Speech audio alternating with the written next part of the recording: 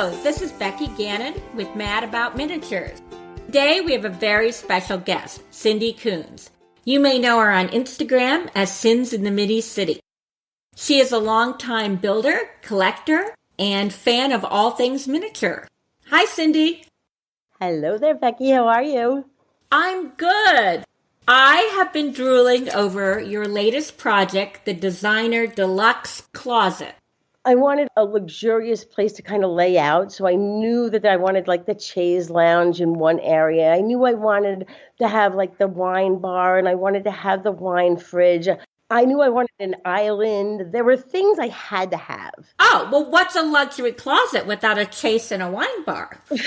Exactly. That was, if I had my own luxury closet, that's what would be there. So that was all I was working with, was like, what is my dream? My fantasy is the list of things I would have. I would just tick it off and go, these are the things it must include. Right.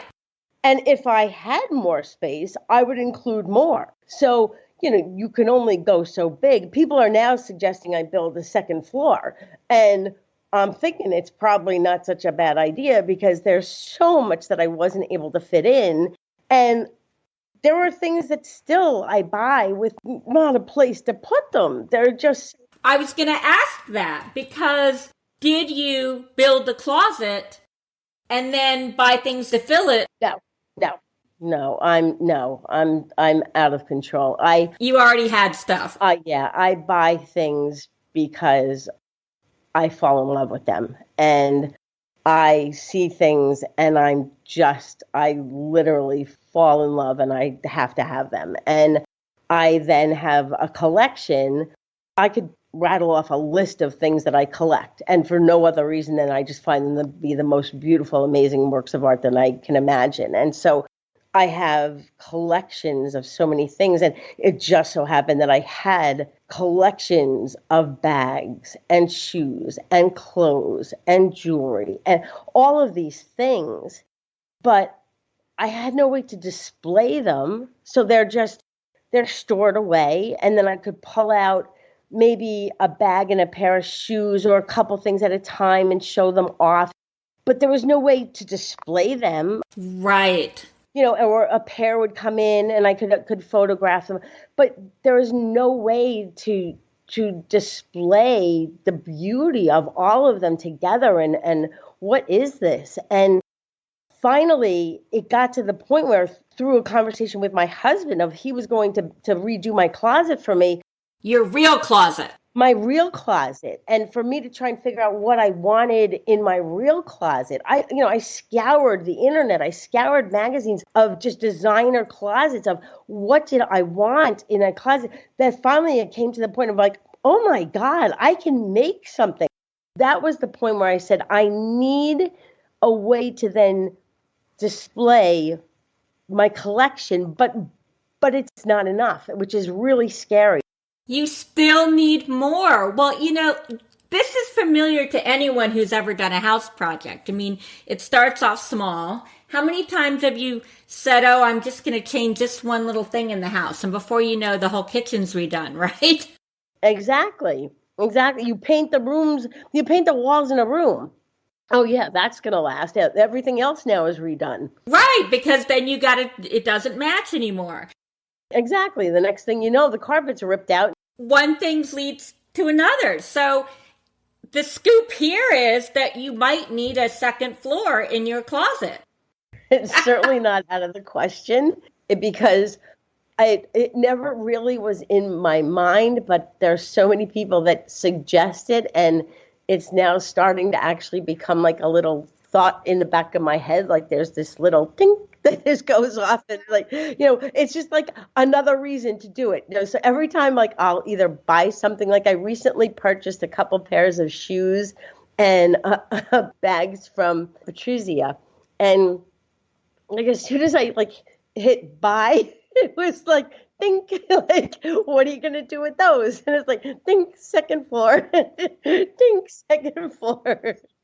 I noticed the closet is carpeted in pink. Is that your signature color? I love pink. Yes. I would have to say yes. That's my favorite color. That's your go-to. I actually, when I was building the closet, I had selected a pink. That's actually it's velvet. It's not really carpet. It's not miniature carpet. It's a velvet. And then I also selected a cheetah. It was a very light cheetah pattern, and I put it out to my on Instagram, asking people for their preferences. What did people think would look the best? And it was fairly split 50-50 of what people wanted to see in it. And so I didn't have any real decision made of which way I should go. So I followed my heart and I went with the pink. Always follow your heart when it comes to color. That's what I say. Yep. The queen is pink, and that's, I wouldn't have it any other way. And yeah, that's been my favorite color for forever. Are you going to some more miniature shows this year? This is so sad. The Chicago International show has been canceled for the second time because it's just too soon. It's amazing. If you ever have an opportunity to travel to Chicago to go to this show, I'm telling you, save your money, go to this show. You'll never regret it. You will have the time of your life. There are artists from around the world that will blow your mind, even if you don't have a chance to buy anything, just the experience of going to the show and walking around and seeing the remarkable miniatures that these artists have made. You'll never forget it. I have chills talking about it. Well, I want to go, and I'm actually only a few hours from Chicago. Oh, you have to go. You have to go. I will meet you there next year. Yes. It is the most amazing experience. My first year, I was at a loss for words. I didn't know where I had landed. You had to take a cleansing breath before you could go on. Oh, it was crazy. And so the second year, I took my mom with me. I'm like, you got to come with me. Now, she's not into miniatures at all, but I'm like, I told her, just don't look at price tags. So yes, next year, meet Cindy and I for a glass of champagne, right? There you go. It's a date. And probably it was even more incredible back before you had as much access to the internet.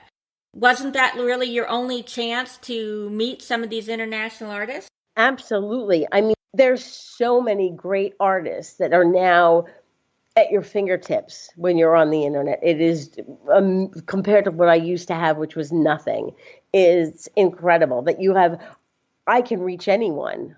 Now you have access to them worldwide on a daily basis. So the world has changed from the time I got involved the world has completely changed.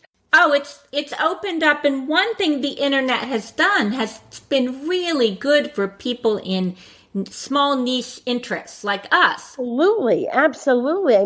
Before, we would have been limited to our local store, and now we can meet each other. We can talk to people in Italy and get teeny tiny little shoes. Oh, it's incredible. It's remarkable. I mean, I depended, and I still do depend on my Dollhouse magazines. I mean, Dollhouse miniatures. I swear by my miniature magazines because they give you the leads that you need. They have the advertisers, and they give you, okay, yep, you see something you love, and you go, I need to look this up. And so you go on, and you can find remarkable artists. And go, that's where I used to shop from. But sending letters. My kitchen, literally, Dollhouse Miniatures magazine, little ad that they did kitchens, custom kitchens. Wrote them a letter. They wrote me back. I wrote her a letter. Here's what I'm looking for. She wrote me back. I said, okay, here's what she had available. Here's what I'm looking for. She sent me back samples. Here's cabinetry. Here's countertops. Here's Grand. Here's this. Here's what we can do as inserts. Here's what are your dimensions? Back and forth, snail mail. We designed my entire kitchen, custom kitchen. I mean, we're talking 20 years ago. That's amazing. And look at my kitchen. I still love my kitchen. It's probably one of my favorite rooms in my dollhouse. The kitchen is fabulous. And one of the things I love about your kitchen, and I'm trying to think where I saw this, is I think you had like a little door open or a little drawer. And I started laughing because it looked like my real kitchen. You just sort of had pots jammed in there. Everything is packed. Every drawer is packed. Every cabinet is packed. The refrigerator is packed. The freezer is packed. Everything in that kitchen is packed just as it is in my kitchen. It is a fully stocked kitchen, folks. I can guarantee it. Well, that's, I think, why you're able to recreate so many of the things that happened to you, the different dinners and everything, because you have this incredible array of things to choose from. But it's life. All I do is try and recreate life. And I put the detail in because without the detail, it's not realistic. The details are what makes it real. I could put some dinner on the table, but I could also I can put the real details of what it took to get that dinner on the table. And that's what makes it like a dirty mess. That's why how and why you got it there, and that's the part that I have fun with. I like thinking it through and go, well, okay, what exactly did it take to get it there? And oh my God, who's going to clean this up? Because Ray will tell you when I cook, I leave a storm behind me. It's it is not easy to clean up after me. And if I'm doing the cooking, he's doing the cleaning. He hates it. My mom is like that. She's a wonderful cook, but it's just all out there. And she doesn't think about what happens when we have to clean it up. Yep, exactly.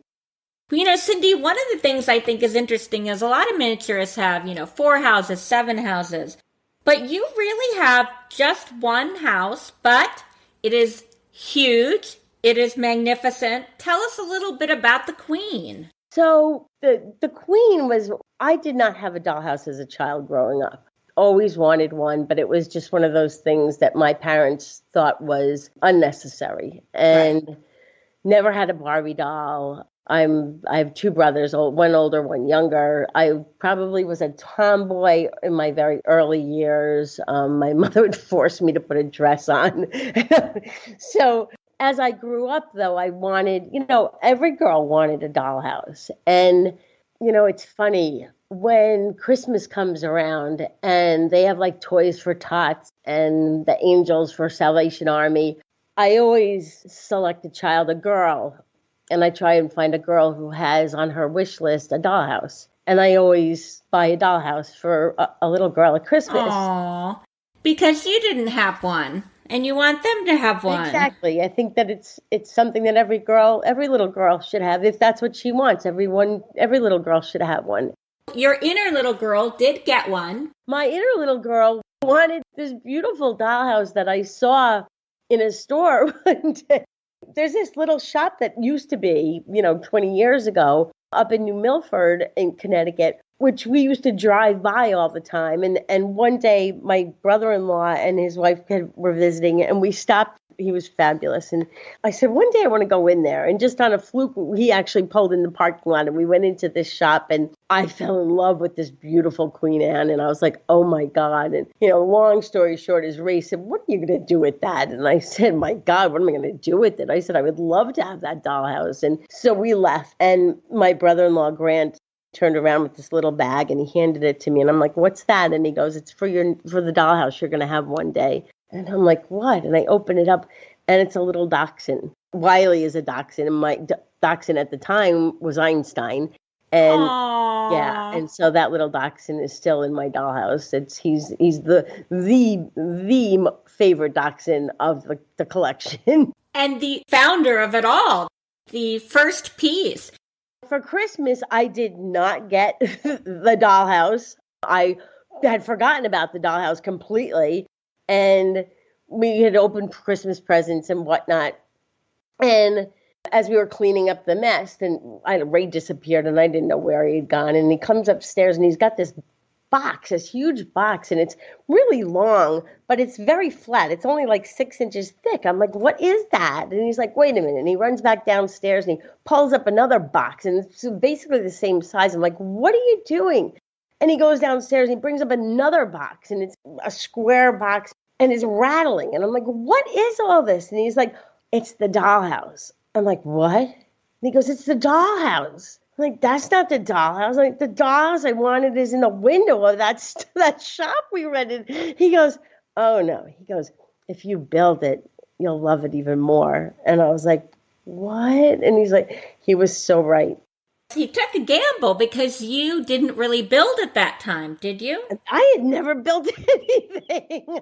But now that you know yourself, I mean, didn't you make extensive alterations to this dollhouse? I did that. What happened was, now I'm thrown into this world of miniatures, knowing nothing.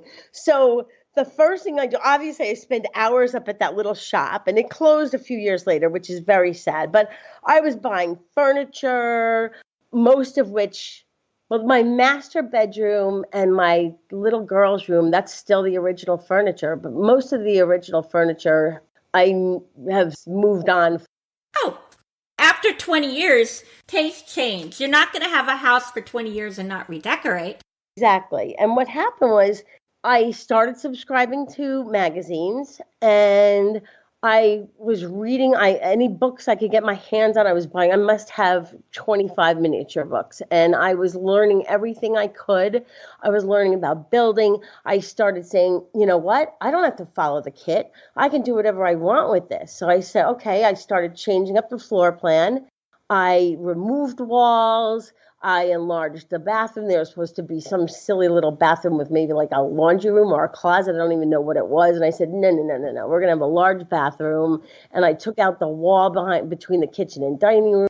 I made the huge man cave. I just changed the whole thing up. I said, no. If we're going to do this, then I'm going to do what I really want to do. Of course. It became I was enamored with it. But, that was all. First, we had to build the thing. It was first it had to be built. So 3 years were spent just building it. And, we both worked full time. And Ray was doing the wiring for me. He was helping me. You had to build the first floor. Then you had to lift the second floor onto the first floor. So I needed help in a lot of that. So Ray did he helped me a lot, but I did a lot of the building myself. And then when he did the wiring on the first floor and the exterior, we got the second, we hadn't even wired the second or third floor or even up into the attic. And years passed. I don't even know, time, all of a sudden the years just passed. Life goes on. It was in a guest room, and it was just nothing was happening. And he said to me, he goes, my eyes are not getting any better. He goes, if you want me to finish wiring that, he goes, we have to do something. And I was like, okay. And then, bam, everything happened. And we got busy with it, and we just really got busy with it. We finished up the wiring, and we just went crazy with decorating, because we had done the interior. I had all the measurements of everything. I had purchased. I had so much of it. It was ready to go. You were ready. You can't do any of the walling or the floors, or you can't do anything until the wiring's done. I always say, and then the fun begins. And that's exactly what happened. So the wiring was done, and then all hell broke loose. It was like a rocket ship. I just took off. I was like, bam, because I knew exactly what I wanted to do, and just took off. And it was crazy. It was I had so much fun. Now, I'm not going to tell you it didn't change, because I did things and I undid them. Of course. There's so many things that went in, that went out, and how many kitchens. I think I had 4 kitchens before I ended up with my kitchen. What about the basement? Didn't you add a basement? Well, that wasn't until more recently. What happened was I had the dollhouse, and it was sitting on sawhorses. Sorry, I have a hard time with that word, sawhorses. And then we had to move it onto a table. So we moved it onto a table. But it was how do you get in the front of it? How do you get in the back of it? You're back and forth. And so then he surprised me for my birthday, and he got me a drafting table. And it goes up and down. So the nice thing about that is it's on wheels, so I can move it around. I can move it up and down. I can move it around. Oh, that's nice. So now that we've got that, I'm able to, his idea, because I wanted to add on a west wing, he's like, that's not happening. But he said you could add a basement because we could attach a basement underneath the table. He didn't want you to keep adding on until it took over the entire real house. He's afraid that this thing keeps going. I see exactly what he was thinking here, Cindy. So he was thinking if you go down, it's better than going in either direction. I see. Tricky. So that's where the basement came from. And so what happened is we ended up doing Paris, which is, the laundry room / wine cellar. So tell us why you call the laundry room Paris. Because who wants to go do laundry? Everyone wants to go to Paris. So it's I want to go to Paris. So my laundry room is Paris because who doesn't want to go to Paris? I love that so much when you first told me that I'm thinking of doing my real laundry room in a Parisian theme. It's so much more fun. Why wouldn't you go to Paris and do your laundry and have a glass of wine? It seems like the perfect excuse. I think you might have just revolutionized laundry for me and hopefully for our listeners too. I'm gonna really think about that, Cindy. Maybe I'm onto something here. I think you really are. And my favorite thing in Paris, your Paris, is that you have an unusual place you hang clothes. Is it a deer head? Which is so funny. Philip Nuveen, he's a great artist, very modern, very contemporary work. And he's on Etsy, Philip Nuveen, if you're looking for him. He always includes gifts with your purchase. He sent me this deer head.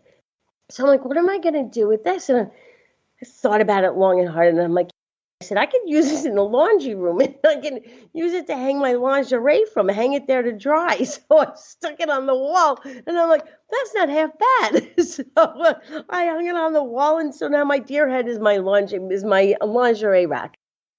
I love that. I'm thinking I need a real one for my lingerie rack now. It just brings a sense of fun to, what's really not a very fun room. But, I hope that I bring a sense of fun to all of my miniatures. Oh, you do? I think that's really what I try and do. Me too. There may be times when I'm a little more serious or a little more, I don't know. I'm very emotional. I'm a very emotional person. I wear my heart on my sleeves. No question. I know that. I know I do. But I think that I always try and find the rainbow.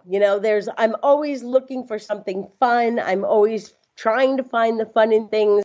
Yes. That's just kind of where I'm at. And that's in life and in miniatures. And you can see that. I feel the same way. I try to do the same thing. And I think that's what I love so much about your work. I think the first picture I saw of your work was the classic, hallway with the marble. And it was very formal and very beautiful. And then there were these pair of, I think, Louis Vuittons that were kicked down. And I thought, with the red heels, just in the middle of all this. And I thought, this person has a sense of humor, a sense of fun. Yes. And I think, especially in the past year where things have been very serious, I think, the miniaturist community has grown so much in the past year.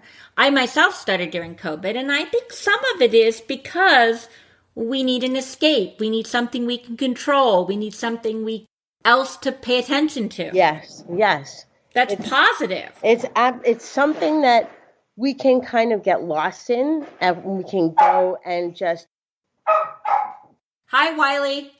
That's the dachshund, folks. We can go play. We can go get lost in our little worlds, and we can forget about our problems for a little while, and whether it's for 15 minutes or whether if it's for an afternoon, at least we have something we can escape to, and we can forget about our worries for a little while and enjoy something that's so tiny, that's tiny enough to make a difference in our world. And I go, that's okay. That's a good thing. That's really a good thing. And we get it. I don't worry about the people that don't understand. It's the people that do get it that I go, yeah, they understand. They get it. And that's another thing. I love working on miniatures, and I My son suggested I start an Instagram just for my dollhouse, and I did. And, I expected a few likes, but what I didn't expect was how interactive the miniature community and how welcoming and how kind. And I really do feel like I have friends that understand my passion. That surprised me probably as much as it did you, that I was overwhelmed by the number, and this is 3 years ago, by the number of people that were out there in the miniature community. I didn't even know what Instagram was, but I was overwhelmed. And I'm like, what is this? And when all of a sudden people were saying to me, like, this is amazing. And I'm like, I was just like, what do you mean? Like, this is just my dollhouse. Like, I didn't get it. I didn't understand what made it different. And I was like trying to figure things out. And I'm like, no, like I see other people who do wonderful work. Oh my God, there's so much talent out here. There is so much talent. So incredible and loving. Have you ever met more loving people? I go, there's so much. No. You want to meet all these people. You want to be in a room and meet them all and go, you feel like you know them. You do. And when sometimes I'll set up a scene and say I'm inviting everyone over to tea, and I truly, truly wish they could all come over. And people want to come and live in the Queen. And I'm like, so do I. I said, come on over. Like, pack your bags. Don't we wish we could? Don't we wish we could? I do wish I could live in the Queen. So I have one more question about the Queen. Is there a room that you're planning on remodeling? Absolutely. The next one on the hit list. When you go down to the basement, there's Paris, which is the laundry room / wine cellar. And then on the other side of the stairs, there is a bedroom. Not fit for prime time. And my plans are to gut that. And it's very like leopard print, and it's like, so just like I just took stuff that I had. It's very cool. So if you really are into leopard print, like it's too contemporary, too modern for the Queen. That's the problem I'm having with it. So I'm going to put it on sale in my Etsy store. I believe I want to turn it into extend the kind of tiny bit of a little wine cellar. I want to turn it into a true wine cellar. Oh, that sounds really cool. That's kind of what's been on my mind. That's kind of what I've been kind of Googling and kind of looking at and kind of going, all right, what, when you get like that thing in your head and you're just like, yeah, what would I do if? So I'm just starting to kind of look at things and go, well, what would I do? The design process has started. Oh, I'm sure there's some fantastic things you can do with that. But you got the scoop. I did get the scoop. Now, going outside the house, there's actually pretty extensive grounds, right? And did you say it took you 3 years to do the landscaping? When Ray got me the table, so now I've got this table and the house is sitting there and it's a black table. And I'm like, well, this looks awful. So... Oh, Ray, he should have known. It's really his fault, because now I'm like, well, what do I do with this? Well, you can't leave empty space. What am I going to do with this? So I said, I really have to figure out gardens that I can do. Like, I have to build something around this because it just looks hideous. And that's really how the conversation began. And then the wiring of the house being on one side, I said, all right, I don't want to display that, but I will build around it. So I knew how much room I needed to keep on the one side and then just kind of work around that. So that said, okay, I need 3 inches on one side just to allow for that. And then I said, okay, I want a little room in the back because I need room to work, because you've got your tweezers and all your little tools that you kind of, as you're playing in the house, you've got a few things you need to have access to, so that I leave myself maybe 4 inches to work with on the back so that I have a place to put things. And then in the front, all right, that's how much room I have left. So I have a need to put in flower beds, and I need a walk, and I need, all the things I need. So how much room then do I have for that? How much room do I have on the side, the alternate side? Because I want to put in, a garden and a trellis. And you got all those things in, right? You got a pond, a little walkway, a little waterfall. I mean, it took me, you don't even want to know how long it took me to do all that. Googling gardens and Googling walkways and Googling koi ponds and I mean, again, all I do is research. What do I like? What do I like? How am I going to do this? The design is just as big a job as if you were going to do it. In many ways, it's bigger. In many ways, it's bigger because you have to know exactly what you're doing and where you're headed and how is that going to tie into the next thing that you're doing. So the garden's on the right side of the front door that leads up to the front door, leads to the gardens to the left of the door and the walkway that lead down to the garden that leads into the arbor that leads, it's just, it all has to work.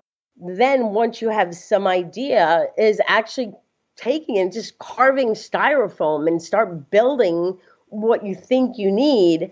And the whole thing, it can all be removed. It's built in 3 pieces. I can walk over there now and just go dunk, dunk, dunk, and take it all off in 3 pieces.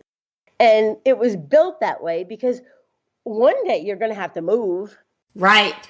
And additionally, if a fuse blows in any of the rooms, I need to be able to get under the house to change the fuse for that room. So I need to be able to remove all of or at least part of the foundation of the plantings so I can slide the house off the table. Never a fun thing to do, trust me. And we have to get in there and change a fuse. So all of that has to be removable. So in 3 easy pieces, I can just remove all of it and put it back on. So it's very well constructed. It was very well thought out. It was a very good design. It took me forever to design it and then build it up and strengthen it and then have it conform to the shape of the house. And it was, I probably had more fun. I could have built your own gardens at that point in time. I had studied so much about this, but I love it. I mean, I don't think I could do that job again. It was so big, but I can handle any other job that's not quite as expansive as that. But it was so much fun. Well, it turned out beautiful. Well, Cindy, we've learned so much about you, the queen, the luxury closet. It's just been a pleasure talking to you and finding out about your 20 years of collecting and building. It's just really remarkable all that you've done. And it's so interesting how you've really reflected all of this. It's really your heart. I think it's a reflection of all of our hearts. It's who we are, what we love, and how we show that through our art. And our miniatures are our art. It's truly a reflection of who we are. I encourage everyone to just follow your heart. If you do, you're going to come out with a beautiful work that represents you. Well, I can't think of better words to close on than that. So everybody out there, follow your heart this week.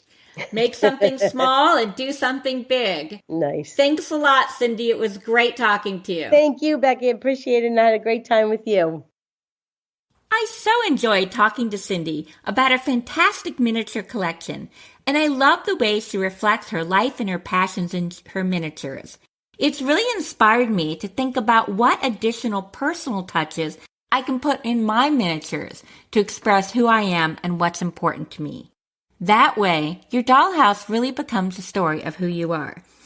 Speaking of stories, you're in for a treat, as in my next episode, I interview Kathy Miller Vaughn. Kathy is the owner of Bowder Pines and the new owner of Philadelphia Mintura, the miniature show that will take place in Philadelphia in November. Kathy's life became entwined in miniatures when, as a teenager, she accepted a 3-day job. Eventually, she even gets married at the Philadelphia Mintura show. So be sure to tune in on June 15th as I interview Kathy Miller Vaughn. Until then, remember, there are no rules in your dollhouse except those you create for yourself. Goodbye.